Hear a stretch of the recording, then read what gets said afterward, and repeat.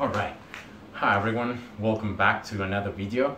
So in this video guys, I'm gonna show you some ab exercises that I think are very fundamental, key exercises for anyone to be doing every time they do their abs routines.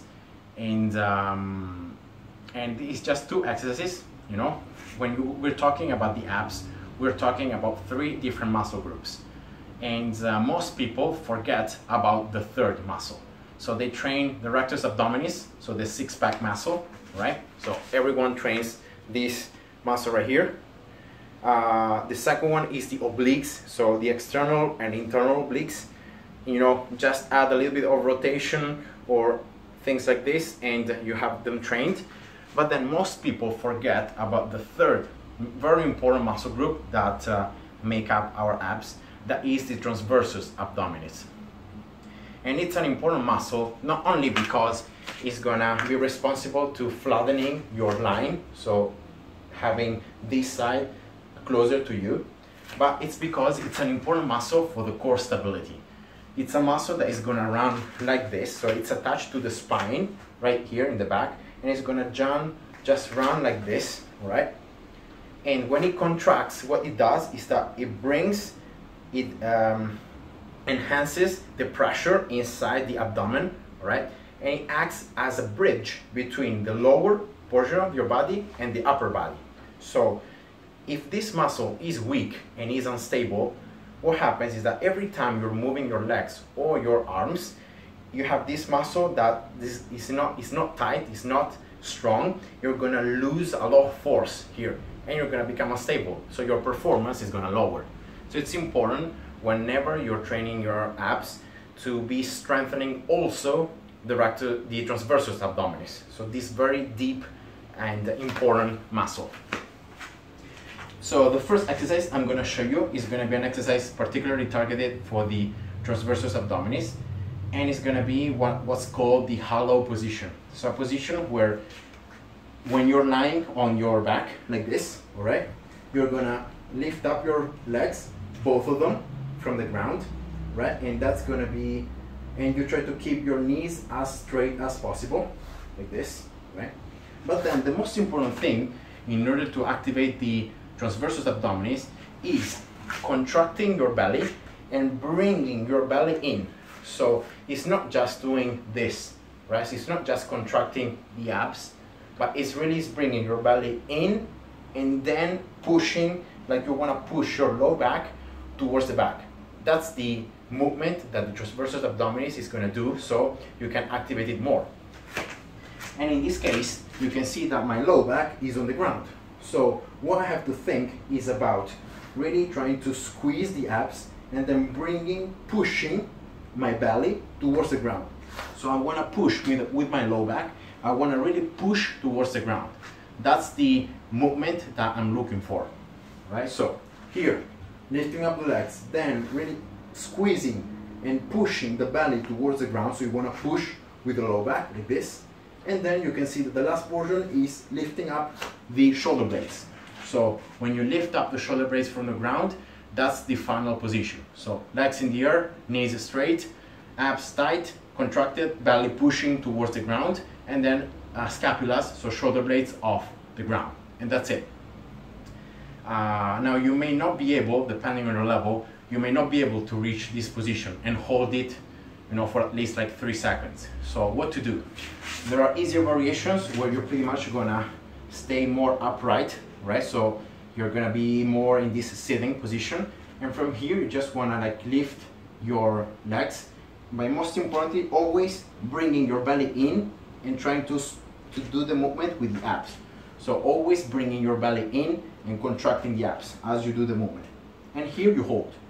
If you're gonna add a little more difficulty, the very simple thing is that you just go backwards with your upper body. So the closer you get to the ground, the closer you get to the hollow position. So you can start from here, right? Then when this is easy, you can move to this one. Then for example, to this one, always trying to keep your abs tight and flat as you do this exercise, and then you're eventually going to reach this hollow position. Now on the hollow position, there are three main variations that you can do.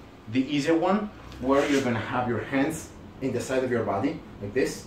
So this position is the easiest variation for the hollow position. See my hands here?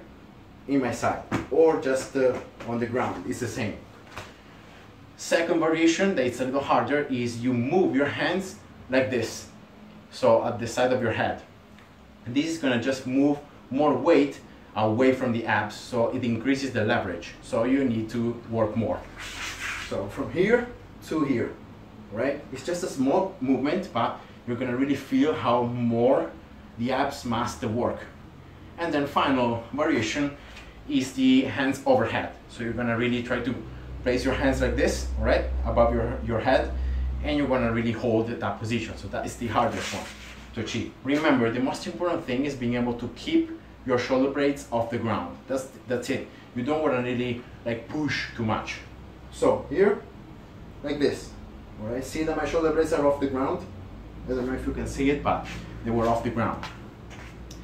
And all these variations, all these exercises, if you focus, as I said before, on bringing your belly in and really pushing with your low back towards the ground and really tightening your abs like this, is gonna always activate the transversus abdominis, and you're gonna be able to, therefore, train it every time. So every time you do this exercise, you're gonna be able to train it. Then, this exercise is an isometric exercise, so there is no movement. Once you achieve the position, you have to hold it for as long as you can. That's the way to train it. So in case, depending again on your level, what you can do is you can place at least 3 different variations in a superset, so that when you start with the hardest variation. So imagine I'm starting with this is the hardest exercise for me right now. So I start with this variation. When I can't hold it anymore, I move to the easier variation, so this one, all right? So this one right here.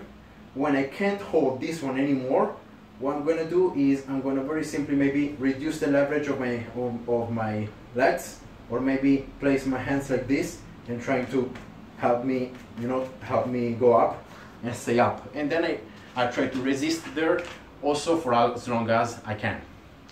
And so at least incorporating 3 different variations means that you can always progress through this exercise. So it's like a drop set. You start with the hardest one, try to hold it as much as you can. When you can't do it anymore, you drop and you do an easier variation. Then you try to hold as much as you can, and then you drop again. And then that's the end of the exercise. And you want to repeat it at least 3 times. So you're going to do this drop set at least 3 times. And I recommend you to do this exercise like every time you're doing an ab routine. Do it at the beginning, like as a warm-up, and also do it at the end, so that you're gonna get used at working with your transversus abdominis other than working with your obliques and your rectus abdominis. And it's gonna be better for you because you're gonna be able to have a greater core stability that is going to improve your performance in everything else. So that's just how good training the transversus abdominis is. For example, another like drop set that you can do is like you can start with this position, so the hardest one. You hold it for as long as you can. When you can't anymore, you move to, this one, all right? Then you hold it for as long as you can, and then you move to this one, right? And then here, when you can't anymore, you just stop. So always remember, keeping your your abs tight, pushing your belly towards the ground, really pushing with your low back on the ground, and then holding the position. So that's pretty much the exercise itself. Now the second exercise I'm going to show you is going to be something very similar, but it's going to be a little bit more for the obliques, because this first exercise is going to activate the obliques, of course, but it's not going to really target them a lot, because there is no rotation or lateral flexion in this movement. It's just, in the sagittal plane, just flexion and extension. So the second exercise that you're gonna do like in succession, so you're gonna do the first one, the hollow position, then you're gonna do this one, is what's called the lateral plank. Now also here there are many different variations. I'm just gonna show you some static ones, but you can also incorporate more dynamic ones. And in this case, you just start with this one. This one is like the basic one. So you're on your elbow, you're gonna keep your hand here in your side, and you're gonna really here not be with your belly like this, so your butt looking backwards, but you're gonna be instead with your hips facing forward, so like this, right? Because this is gonna already activate a lot more the abs.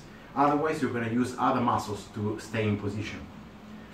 So this is like the easiest variation, right? If you need anything, if you can't do this one, you can just have a hand on the ground and help you out. So for example, doing something like this, right? And then from there you can progress. So the first progression is actually keeping the elbow down and just lifting a leg up.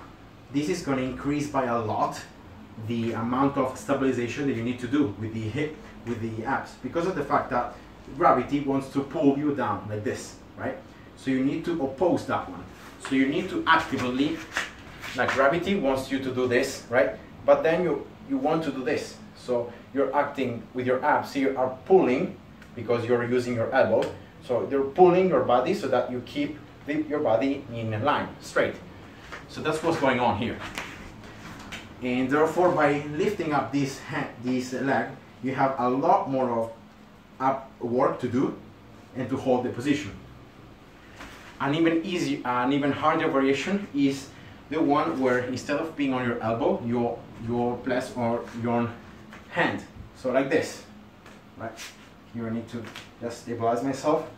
For example, this one, all right, engages already a lot more the abs because your body has a greater leverage. So from the point of touching, so from here to the abs, and you have then your hand is a lot more of space, so you're more unstable, so you need to stabilize more. And you do it from one side and then of course to the other one.